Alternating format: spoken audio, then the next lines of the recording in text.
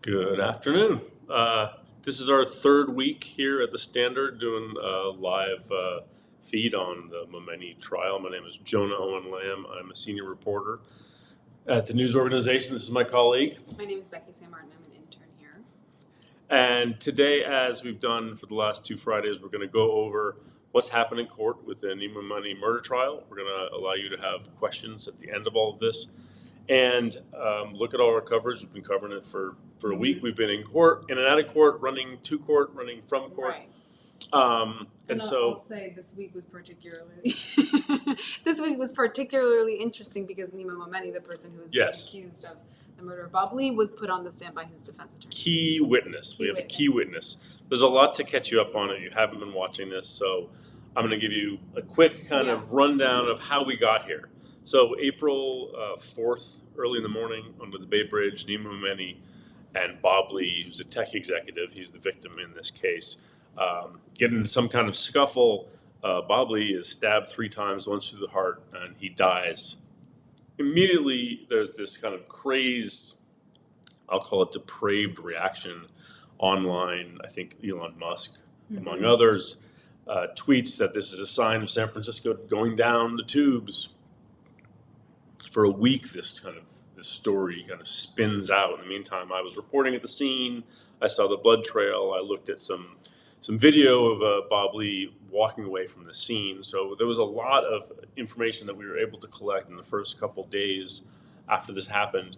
And then 10 days about after the killing, the arrest is made. Everybody's waiting for this, and it was absolutely not what people had thought. It was a guy named Nima Momeni who lived in Emeryville. He was in tech like Bob Lee, and the case really transformed from this one that seemed like it was going to make San Francisco look really bad into one that actually made tech bros look bad. So then we discovered all sorts of things as the case proceeded. Nima Momeni appeared in court on the maybe 10 days to 11 days after he's arrested, and lo and behold, his sister, Kazar Momeni, shows up, and she is kind of Hollywood, right? She's really beautiful. She's had plastic surgery. She's got big hair. Not the kind of thing that San Francisco is used to seeing. Her husband, a plastic surgeon, is there. The media circus begins in the case, right?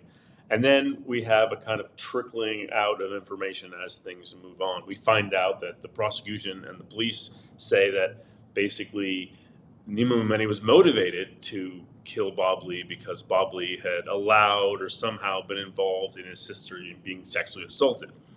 So this is kind of the narrative that the prosecution has painted in terms of motivation from day one. Meanwhile, Nima Momeni fires his initial attorney, a woman named Paula Canny, and he gets a new team of attorneys who are very much flashy from Miami. They've represented like rappers and other folks, and they come in, this big team, and they change the tone of the case. And again, months and months are passing along. Nima Momeni's in jail. At one point, he poses for videos for a photo that one of our freelancers took of him in his jail cell, which proceeds to make his defense seem very upset. There's all these motions filed about trying to move the case out of San Francisco. So it becomes this long, drawn-out thing. And it very much felt like, all right, we know the story, we know the narrative, but, when's the trial going to happen? Among other things, over this period of time, Kazar Momeni's sister gets in DUIs. She becomes the center of coverage. But finally, last month, we got the trial. The trial started, and Nima Momeni's sister, Kazar, again, a central witness in the case, she testified she was a mess. She has drug problems and drinking problems, and her testimony, inconsistency. It was all over the place. It was just kind of like, what's going on here? So we've heard from police officers, we've heard from the chief investigator of the case. We've been covering all of this. So we've really had the case in terms of kind of the prosecution's case laid out for us. And this week, we finally got the defense team got to put their case on. And they've had some witnesses that were, interesting, but not as much as Nima Momeni. And we really didn't know whether he was going to be on the stand or not. That their plan was to have a self-defense which requires him, the only witness, to get on the stand and tell the jurors what happened. But it was kind of a question, like there was whether or not they were going to put him up. They could have said, let's Yeah. not do this. Because it opens them up to a cross-examination from the prosecutor, which could poke holes in his self-defense story. So I guess people don't always do that, and it's a gamble, and they obviously took the gamble, and so that's kind of the heart of what we're going to talk about today, which is what happened with Momeni on the stand.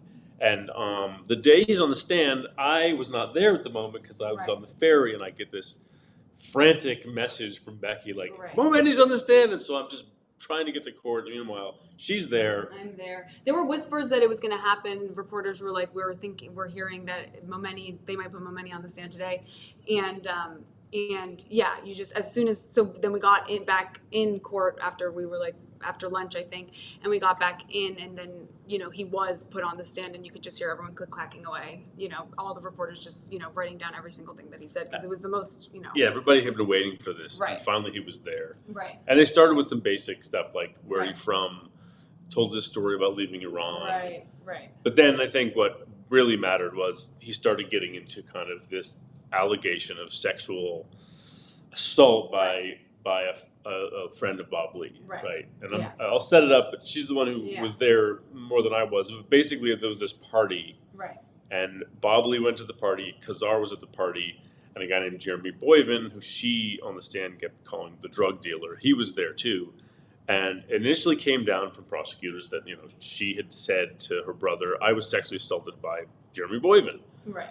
And that seemed to make sense for the rest of their story. But when Momeni got on the stand, there was a different story he told. Right. Take it away, Beki. So basically, we're gonna go through kind of each part of the testimony. So the first thing that he starts with that's kind of relevant to the case is the sexual assault. And so Momeni, throughout his discussion of the alleged sexual assault of his sister at this party, really tried to distance himself from the prosecution's narrative that he was enraged at the alleged sexual assault of his sister, which caused him to murder Bob Lee. And basically, he testified that by 9 p.m. that day, the night before the morning of the stabbing, he had been totally dispelled of the notion that his sister had been sexually assaulted. So he had talked to Bob Lee on the phone to get basically like a character witness of Jeremy Boyven, and he had talked to Bob Lee, and Bob Lee kind of assuaged him, calmed him down, and was like, Jeremy Boyven's a good guy, he wouldn't do that. And then we see text messages from Nima Momeni to Bob Lee after their conversation, where he says something like, thanks so much, man, for letting me know. We can get to that when we talk about it. But he kind of makes it clear that hey, I didn't think that anything wrong happened there. And then Boyven comes to Khazar's house, right? Yeah, Boyven comes to Khazar's house. We hear from Momeni that was also a very calm situation. Yeah. We see text messages that are evidence of that. He's never hot-headed in the message. He's never fuck you or anything like that. He is I'm just trying to check out what happened. I guess we are swearing today. Yeah. All right.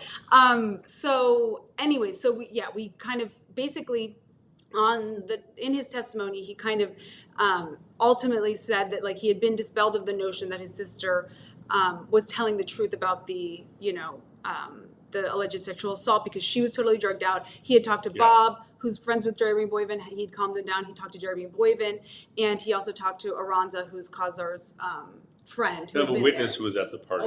And doesn't he say something at some point my sister tells tales and she exaggerates and she gets emotional. Yeah. Kind of indicating that he's been here before. Exactly. And we do see text messages from the past where she's been drugged out and been I hate you or fuck off or whatever. You know what I mean? Exactly, so exactly. We have the defense introduced that kind of evidence to show us that they had been here in this kind of situation before where where Khazar has been emotional and saying things. And so that was the sexual assault. So I thought that was interesting because for sure, because it was at the heart of why the motivation for the crime. Right. And the thing is we only have DNA on that handle of the knife and a very grainy video, and we know the two people there, but we don't have any actual evidence of what happened in that moment. So the motivation kind of filled in this gap in my mind.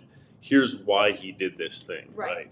And I think sometimes you just have these, as humans, we all want a story, we want it to make sense, whether or not it does or it comports with the facts. I think that's what we want. And so to me, Momeni, in his new version that we hadn't heard before, was really, it was believable. Yeah, it was compelling. In terms of like, okay, I can see that. This can make some sense, and nothing really jumped out. But I mean, but this wasn't. I mean, this wasn't the.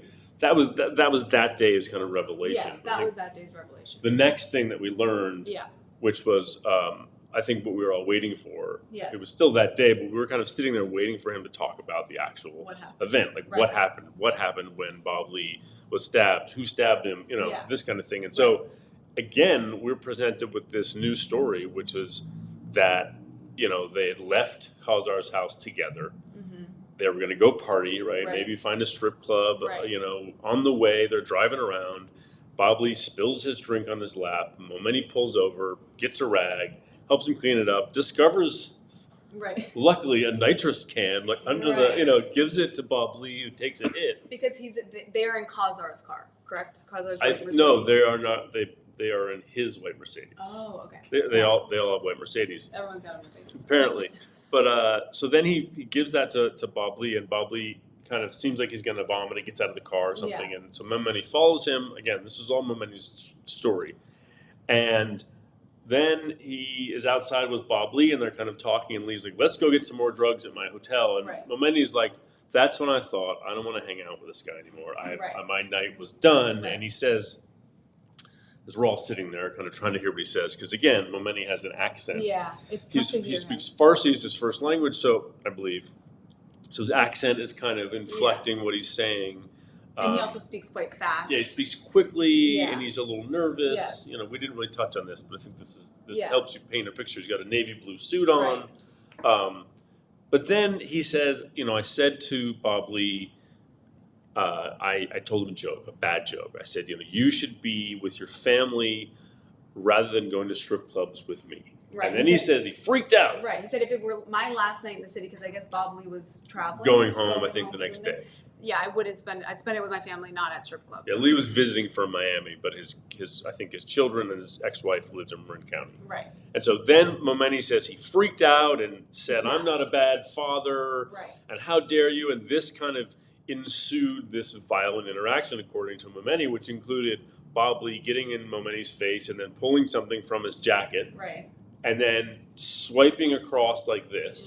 And then they say at some point, Momeni says, oh, then I pushed the arm away and the knife went into Bob Lee's chest. Now, of course, he doesn't mention the knife. This is the strange thing of this piece of testimony. There's no mention of the knife other than seeing it. He didn't say, I stabbed or the knife went in. He doesn't indicate that he knew Bob Lee was stabbed at all. He just says he kind of pushed him away and he defended himself and they circled around each other. And he kind of tells a story of what he says happened. And then he says Bob Lee like walked away with his phone. And then he picked up the knife and threw it, you know, over the fence. Momeni did. Because he was freaked out and he wanted to. Yeah, go on. But I mean, so you were watching this, right? And I think there was some other setup for this, right? They were talking about how he had trained in martial arts. So maybe his reactions would be reactions that could be, you could understand how he would quickly move to grab Lee and defend himself. He says, you know, I was afraid for my life, but he moved very quickly, he says, and kind of defended himself in such a way that the knife was turned on Lee. He didn't say that, but that's kind of what we're piecing together as we're watching. Yeah, but I was not there at that point, and I remember you telling me the portion about Momeni saying that, Bob Lee walked away totally fine on his phone. And I thought that's really quite wild. Because he says, oh, I could see the glow in Bob Lee's face walking away, and there is video that I've seen that shows Bob Lee kind of walking away. But he's not on his phone in that. Well, it's like black and white. It's hard to say. I didn't see any phone. Yeah, but we do say basically the point is we see evidence that Bob Lee didn't fall to the ground, so it is plausible. He didn't immediately fall to the ground. We see a video of him walking alone on a side street. And trying to wave down cars. So that does fit in with kind of. And it's, I mean, at certain points he's like, I don't remember all the details. I was just frightened. I wanted to make sure that, I was safe and this guy was away from me. Right. But I mean, it seemed like it filled in these holes. It answered these questions that we were always wondering about, like what happened under there, whether it's true or not. Right.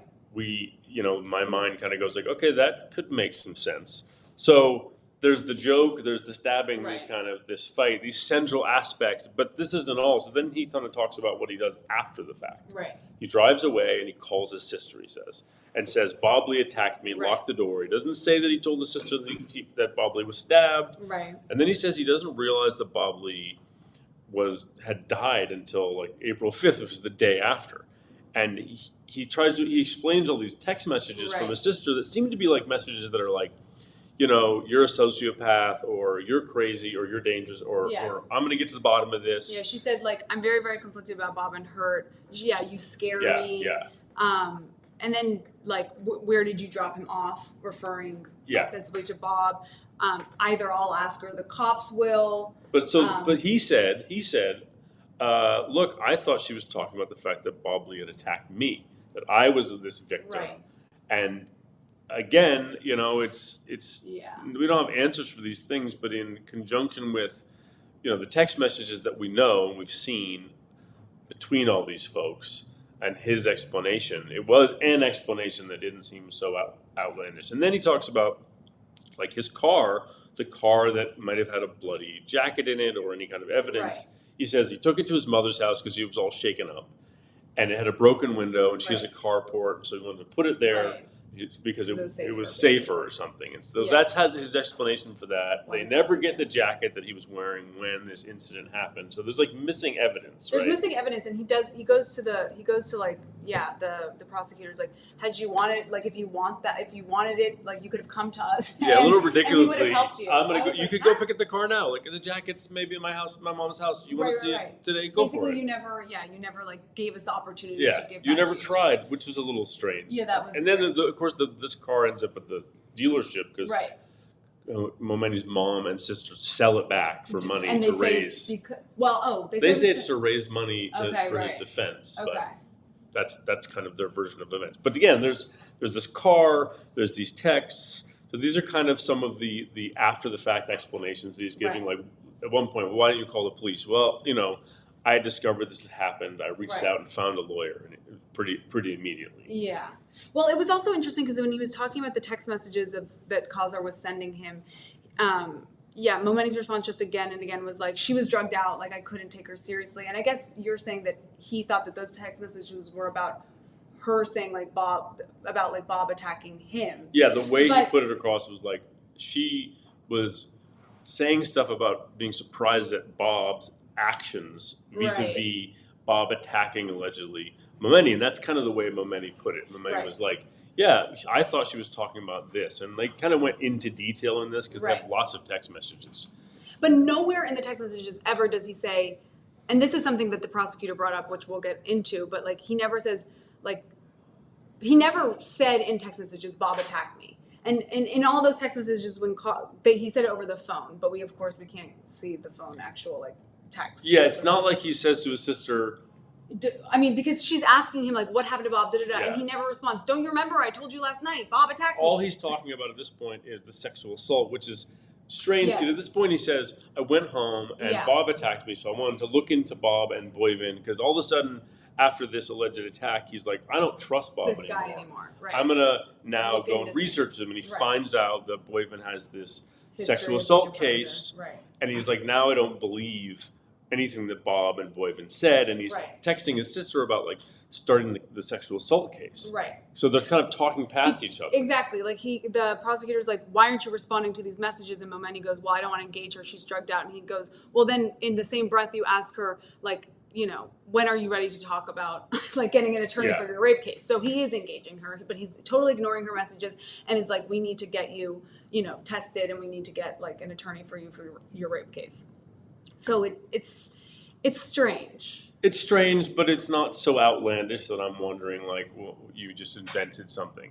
Yeah. Looks like we have some questions for the Q&A, but we're not actually there yet. We're going to get to it. We're going to get there. But we're going to... A lot of questions. A lot we of have questions. them as well. Oh my God. Okay, lots of questions. But before we get there, so this is kind of another aspect, just the after effects. What does Momeni do? You know, does he call the cops? No, he doesn't call the cops. He talks to his attorneys. There's other aspects of this which they talked about, which was like, you know, why did you have 4 burner phones? Right. You know, 4 burner phones I don't fully understand. He, you know, his attorneys were like, give me your phones. Right. And then get new phones. He says he had these 4 burner phones because he used them as like, for his company. He has a tech company. I know, but then that became muddled. It was muddled. Yeah, it was confusing. I didn't understand the phones. It was confusing. But so I think that Momeni's testimony in general, right? That was kind of the thrust of his testimony, kind of telling the story, kind of setting it out for the jury to give them a sense of like what had happened, i.e., you know, Bob Lee attacked me, my sister wasn't sexually assaulted. I was never angry. And then my actions after the fact are explained through these numerous steps that I took. Right. And you, as someone who's been following this for a long time, you told me after you heard the rest of his testimony that day that you found it like quite compelling and that it did fill in, you know, some like I said, it's like I've been covering this for, you know, almost 2 years, and there's kind of like a narrative groove that you find. You're like, oh, this is what I think happened, and so this. But there was always questions, right? There was always questions of like, well, what happened at that moment when Bob Lee was stabbed? What actually happened? Who said something? Who said what? Does one person say something about somebody else's sister? There was kind of a lot of speculation, and this, whether it's true or not, right, really gave me anyway, as an observer, the first kind of like, all right, the lacuna was there, this empty hole, and all of a sudden there's an explanation now of what happened, and I was like, okay, that's, you know, within the scope of reason, and so.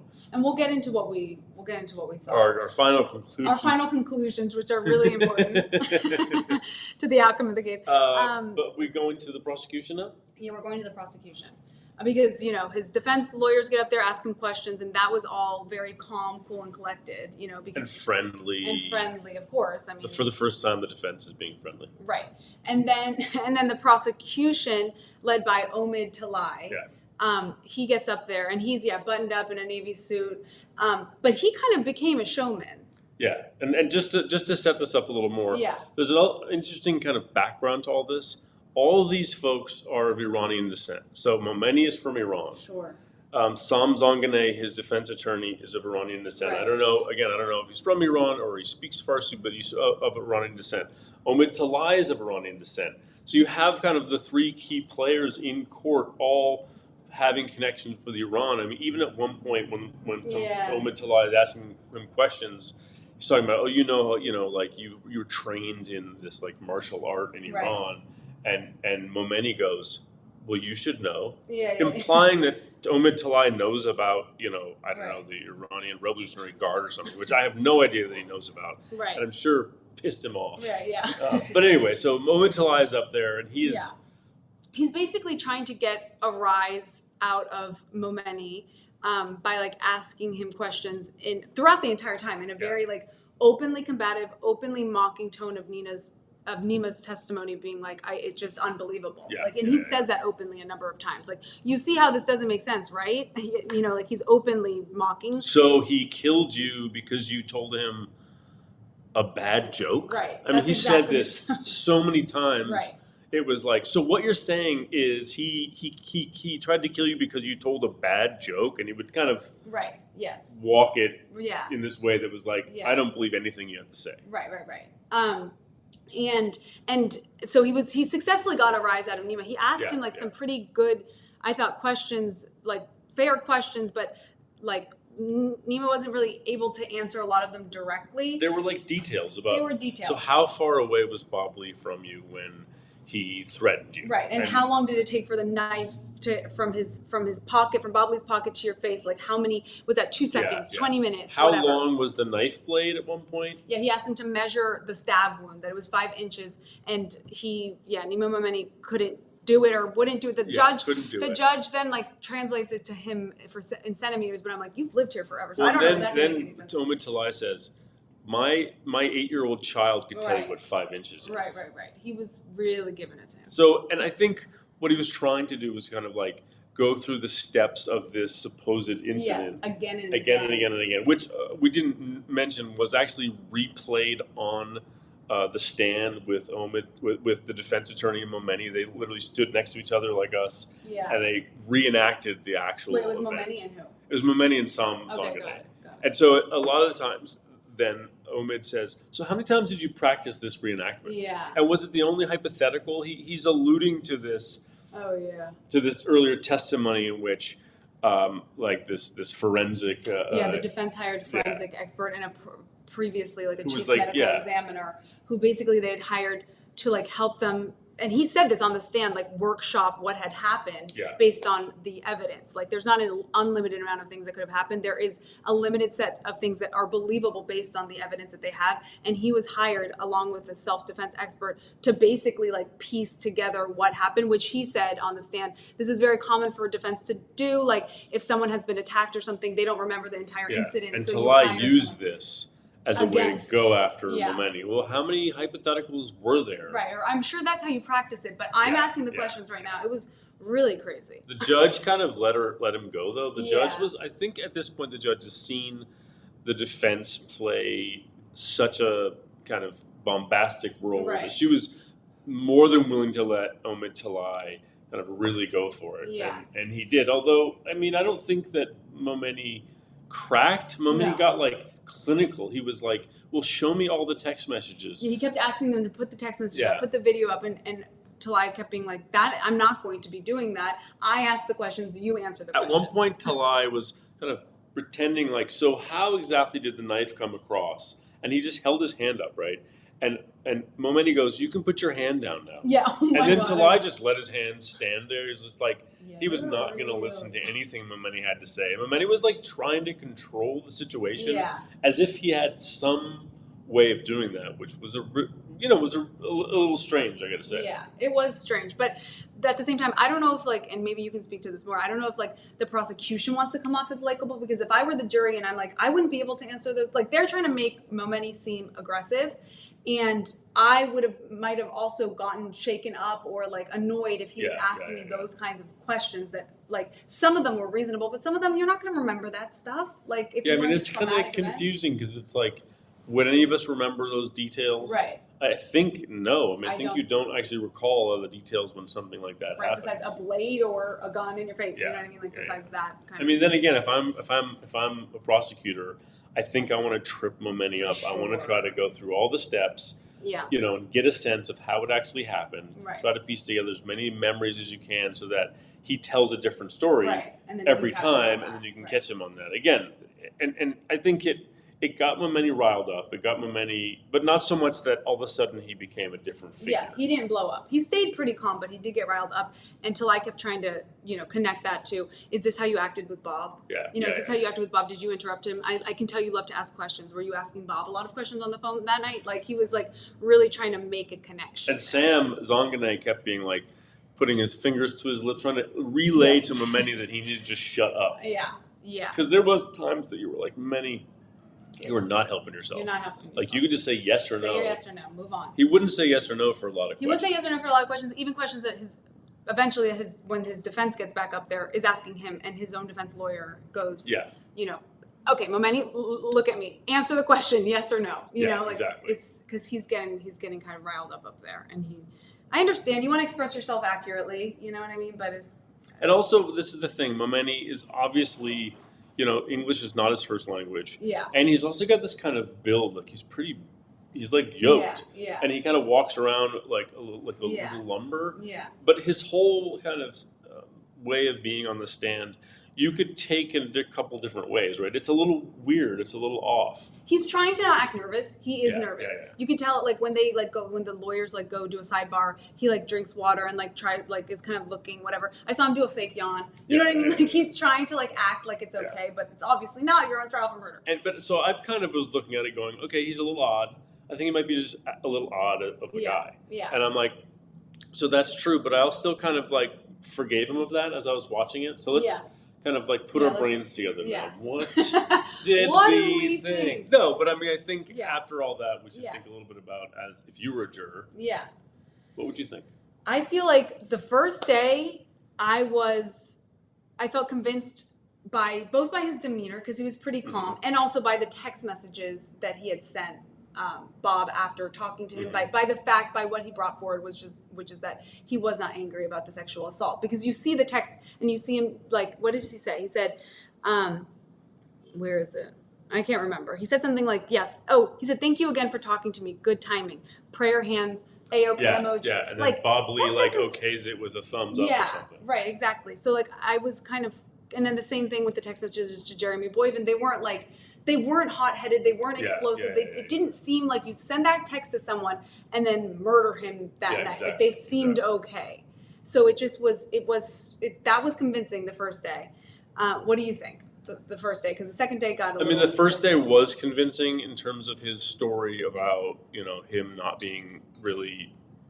believing his sister that she was sexually assaulted. So that kind of like undercut this idea that there was a motivation, and then I believe that, and I also I was looking at him and their reenactment of the crime, alleged crime, and I afterward I sat there with this colleague of mine. And I was like, I think he might get off. Yeah. I was like, I might be convinced that that's a story I can believe. And I think that the problem is the prosecution has a story that was undercut initially because of this no sexual assault motivation. Right. And then you have this gap that they can't fill that only he can, and then he did. And again, even if I'm like, well, I don't know if I totally believe you. Yes. But it was enough to make you doubt. Because all you need is one juror. Right. And one juror to disagree with. And I know. And maybe I am naive, but if I were a juror, I would be confused at this point. Well, for sure. There's confusion, absolutely. I don't think anything's like set in stone. Like, I know exactly what happened. Right. But since the defense only has to set up a way to kind of put doubt in your mind, because the case, the burden of proof is is with the prosecution. So all they have to do is make it so that you go, you know what, the story you told, I kind of don't buy it. Yeah. And I don't buy it for this reason and that reason and that reason. And, that was definitely a conclusion I came to. But then what happened was, his second, when the prosecution questioned him, what did you think? Things kind of fell apart a little bit. I didn't really care about him being aggressive or whatever. I just didn't really, when the prosecution started asking good questions, I was like, like, for example, it doesn't seem really believable to me that someone attacks you, okay, and the next day you don't look up anything about it. Yeah. You don't you learn that someone attacks you, you learn that he dies, and you don't look up anything about it.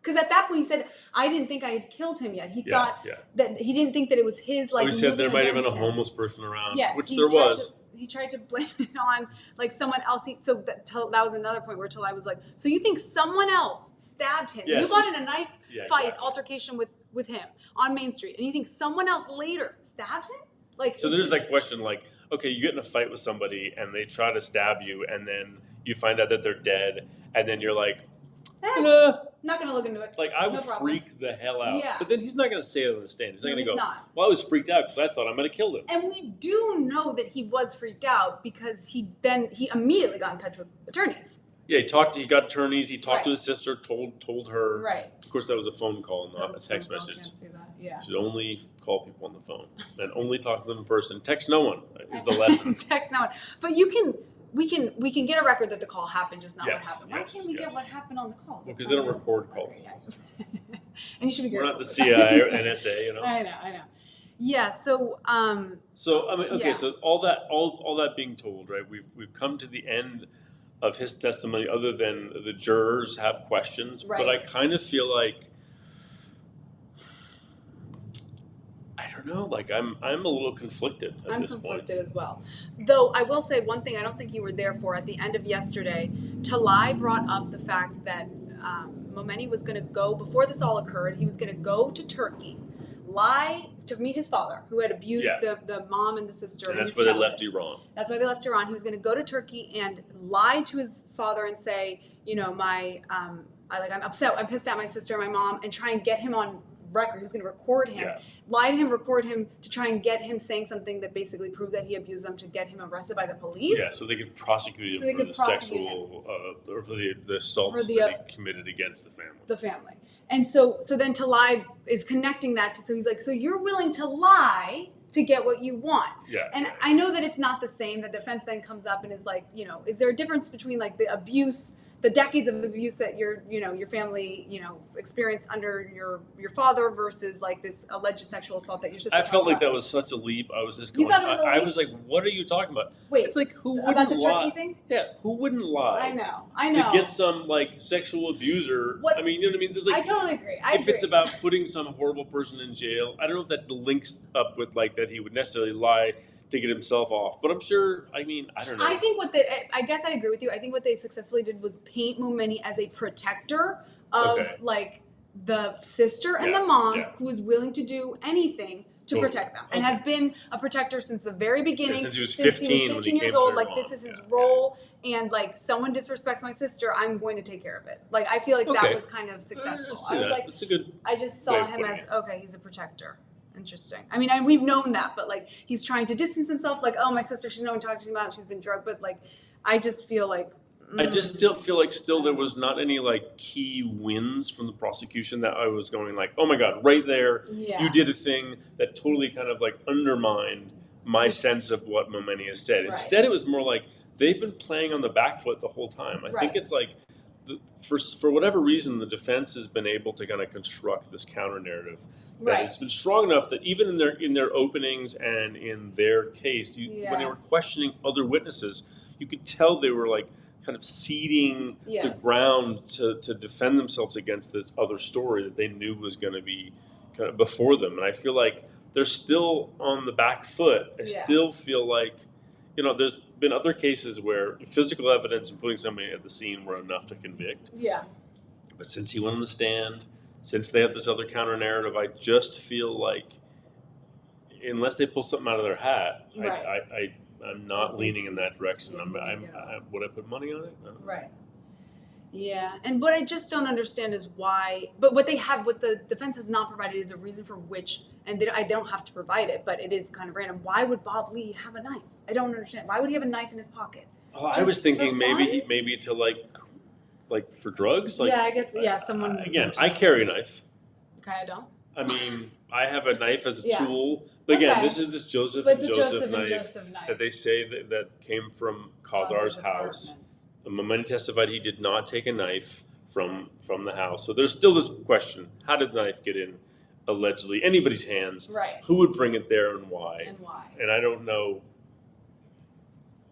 That's not answered. Yeah. But then again, if I'm trying to get my client off, I don't think the central aspect of how I do that is like, how did the knife get to the scene? Right? Yeah, I know. Yeah. I mean, Bob Lee's on drugs for 2 nights. He isn't sleeping. I guess it's believable that he's in Khazar's apartment. He's like, I need a knife to do coke off of, and I'm just gonna take it. I can't say what we have to speculate. I think it's problematic in that way. I mean, I think the other part is, and this was kind of a throwaway, was like how did Momeni's DNA get on the handle of the knife? Now let's remind folks that his fingerprints weren't there because the CSI investigator decided to get DNA evidence, not fingerprints, from the handle, which meant she had to make the call, which is don't put the kind of substance that you put, the dust, on the handle because it might affect the DNA test. And this was a big thing between the defense and the prosecution, arguing that like, well, we don't know these fingerprints now, and it really mars who was holding the handle, et cetera, et cetera. I'm sure they wish they had fingerprints at this point. Yeah, I know. The prosecution. But why? Again, even if we buy all of that,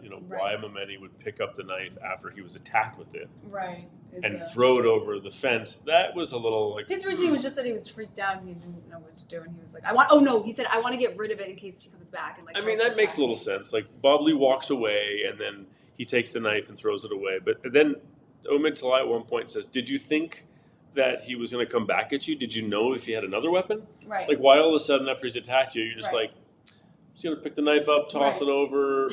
That was a little curious. I was like, I don't know if I bought that as a rationale for why he held the knife. Right. I know. Yeah, I don't know that I do either. It was all very interesting. So yeah.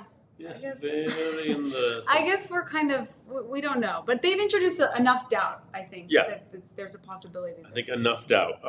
I think we should go to questions, or we have more to discuss? We could just discuss the Lee family. Oh, yeah, Briefly, the family. Briefly. This is a good thing to get into because Yeah. it's something you don't know about unless you're in court. Well, I don't know much about them, but the second day of the testimony, of Momeni's testimony, the right side of the court, which is where Lee's family sits, was packed with the two front. Like, I think there's 2 or 3 rows in the front that are reserved for, like, family. So it's like his friends. ex-wife. Yeah. I think his daughter has come from time to time. His brother, his dad, and a bunch of other friends. So it's a full aisle. Yeah, full aisle of folks. It was like they were all in black and they were all there. I saw Lee's brother when Momeni was testifying. Like, he went like shake his head, like, I can't believe this guy. There's a lot of guffawing and like moving their bodies, indicating that they don't believe, kind of silently. That's been happening the whole. That's been happening the whole trial. But and then Lee's brother. So then what happens every time there's a break from testimony? All the reporters are asking Lee's brother, Timothy Lee, like, well, what do you think about the testimony? So you get this kind of weird, like, parallel universe in the hallway where he's just bad-mouthing Momeni and disbelieving what happened. He called them depraved, and this family, they're trying to be morally superior. They shouldn't be. Our families are the victims. I mean, Krista Lee also said this when Kazar testified.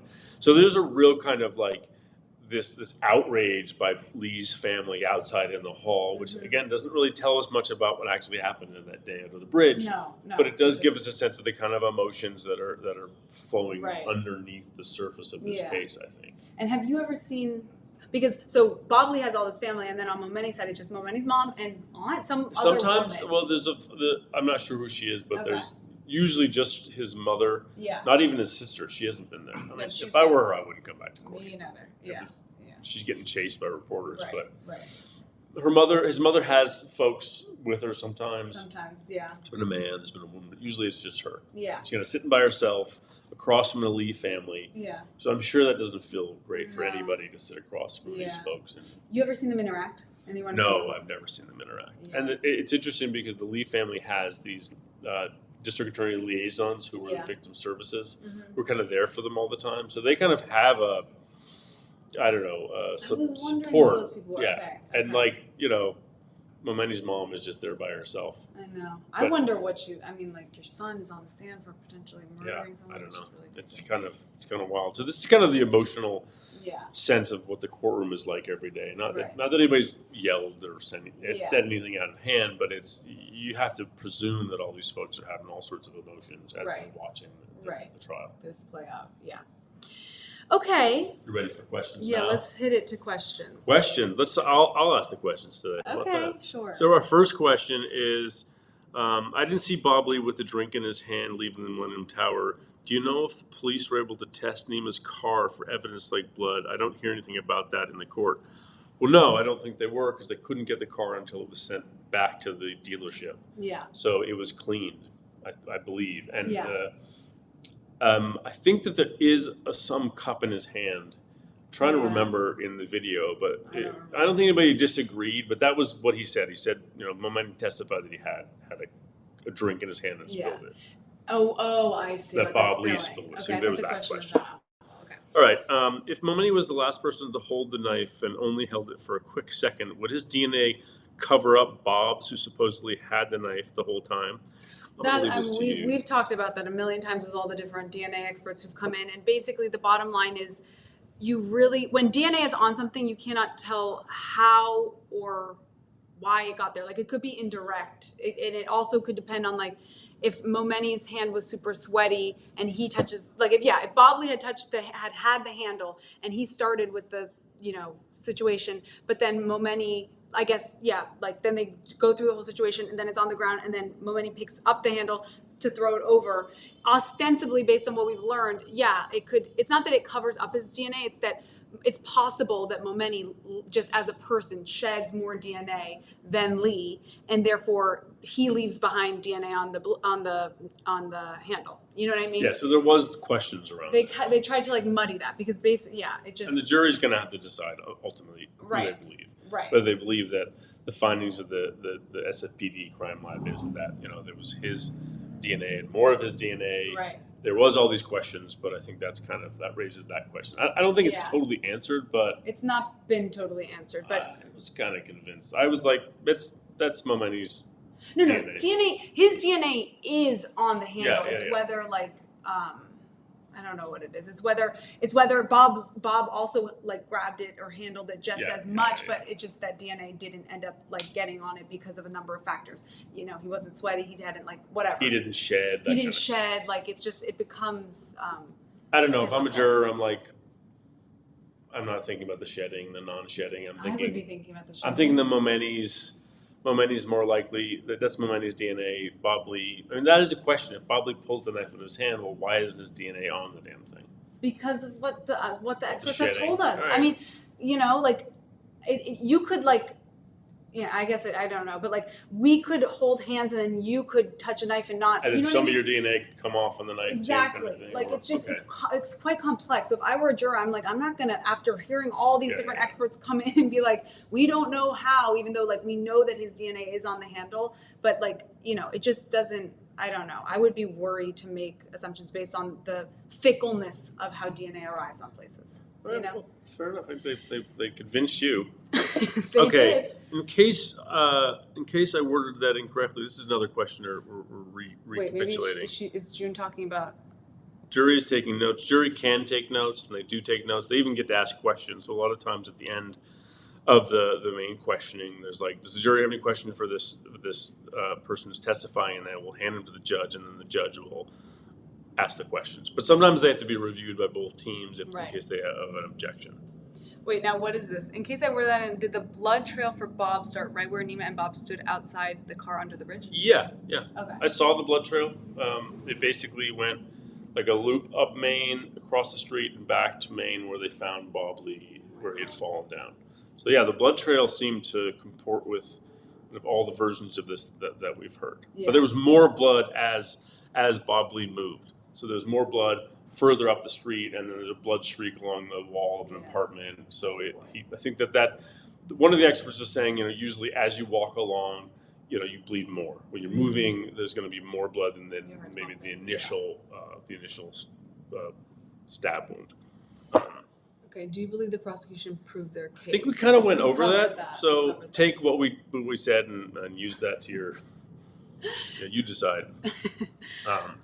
From the videos, does it really appear that Bob walked away uninjured? Can you tell? You just cannot tell. Yeah, I mean it's dark. Yeah, there's two videos. There's one video of the two figures together. That one is really. They're this big, but there's another one where he's walking up the street, and it's hard. He does just look like somebody walking, but then he falls. Yeah. So, but it's not until he gets to the top of Main Street and the cross street where he falls. So, I mean, I think they seem to indicate that he wasn't like stumbling or necessarily walking weird at that point, as far as I could tell. Right. Okay, June. Do you know what the possible charges are? Is it first-degree murder and innocent, or are there other options for the jury to choose? That's interesting because I am wondering: is the prosecution saying it was premeditated? Isn't that a higher degree? Well, premeditation there's that, but there's also to convict murder, you have to have a thing called malice of forethought. Mm-hmm. So that means at any moment before you did it, you had to want them to die. You wanted to kill them on purpose. Yes. So they asked some questions about his mind state, like what was in your mind in the moment before Bob Lee, allegedly attacked you and that kind of stuff. So they could find him guilty of murder. I believe they could find him guilty of manslaughter. Which is not intending to kill someone. Not intending, but like you killed them anyway. Right. They died because of your negligence. Yeah. And there's degrees of that. Okay. They could be a hung jury, just not unanimous, and you could have a mistrial. Or they could find him guilty, or they could find him not guilty. Those are kind of the options. Okay. Interesting. But they haven't said what they're gonna. No. There's instructions at the end. The judge says, "Here's your instructions. Here's the charges. here's what you need to do to prove this crime. Every crime in the statutes has the elements of the crime. So if it's murder, there's like 5 elements, and you have to be able to, with the evidence, prove that those things happened. So the jury's going to have these elements of murder. They'll have them in front of them. They'll have the evidence, and they get to kind of weigh them and then check them off, basically. And then is the jury going to take us through their thought process? No, or no? They do that alone, and they come back and we just say, don't we did All this. we know is like they come back sometimes with questions additionally. Yeah. But they come back and they give you their verdict. Or they say, we can't reach a verdict, so we're going to wait for a longer period of time. But it's all behind closed doors. We do not know what's going on with the jurors. Oftentimes, though, after a murder trial, they will, if they want to, the lawyers will say, hey, tell me what we did that was convincing, or tell me how we failed, just to get a sense of what went on. Okay, now we'll keep going. June has a lot of questions. Hi, Hello, June. Okay, did the detective who traced the blood find blood right outside of where Nima and Bob stood? Yes. I think we answered that question. Okay, now when Kazar was on the stand, did the prosecution ask her why she messaged Bob Lee saying she just wanted to check on him because she knows that Nima came down way hard on him? Or is there another time she is claiming memory loss? She spoke to that, I think. Yeah. I mean, we knew about this text message a long time ago, like soon after the arrest of Momeni. We knew about this text messages, but again, seemed to indicate that, Nima Momeni was really upset at Bob Lee, and so she might have been referring to earlier in the day. Before the call. Her testimony was really messy, so I don't actually remember what she said about that specific aspect of it. Oh, yeah. Who can say? Okay, now. All right. We have one more question. Wait, let's see. There might be. Let's have some new ones. Okay, Boyven. Where is Jeremy Boyven? Jeremy Boyven, the alleged drug dealer. He has not shown up. He's on the list, right? So he's on the list of the people that the defense want to bring as a witness. Yeah. But they can't find him. I think they can't find him to subpoena him. I believe they said it outside of court with another reporter. I was gone. They can't find him. Or they haven't been able to, because you have to be able to physically find somebody and serve them with the papers. But he might come up next week, and I think it would be interesting to have him corroborate what Momeni said in terms of, I was upset, then I wasn't upset, that kind of thing. So if they can get him to court, we'll get to hear him and his version. I think that would be pretty consequential. Yeah. Okay, any more? No, I think that's all. I think that's it. I think we have also reached the top of the hour. Yeah. So we will see you next week. This time, this station, and we'll have more for you. This station. We'll have more for you next week. Can't wait to be here. Yep. Have a good one. Bye.